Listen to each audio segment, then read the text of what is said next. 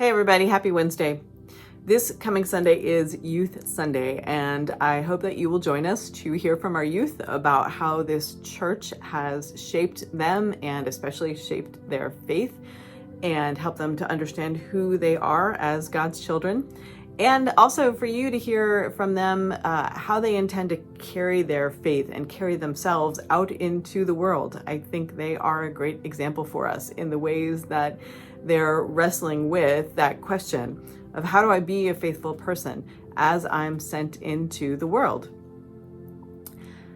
As I think about Youth Sunday, I'm also thinking about what's happening on our college campuses. And it occurred to me the other day that this is the graduating class this year is the same graduating class that did not have a graduation from high school because of COVID.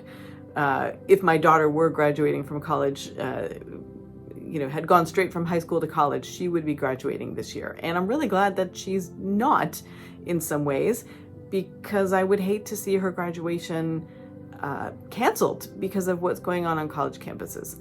I'm just so sad about that for all of the students who experienced both COVID and now are experiencing what's going on campus in terms of the violence and graduations being canceled. And I'm especially saddened by it because of the bigger picture of what it is representing in our society, which is this inability for us to have dialogue and conversation and compromise.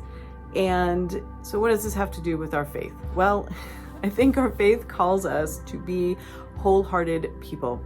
And I hope that the students that we are sending out continue to have opportunities to learn about being wholehearted people.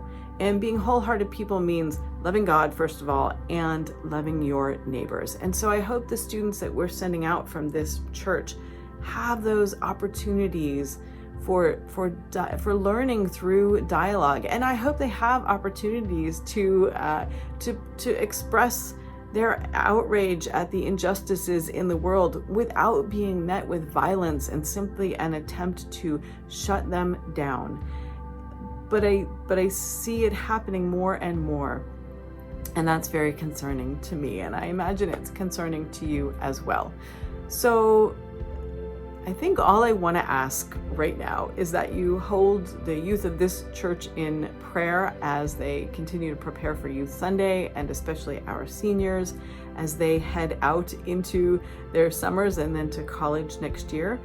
But I also hope that you are holding all of our young adults in this country in prayer, and that whenever you have the opportunity, you can be a part of dialogue with them, because you too will learn something from them. I do every time I have the chance to really have substantive conversation with my children or with other young people.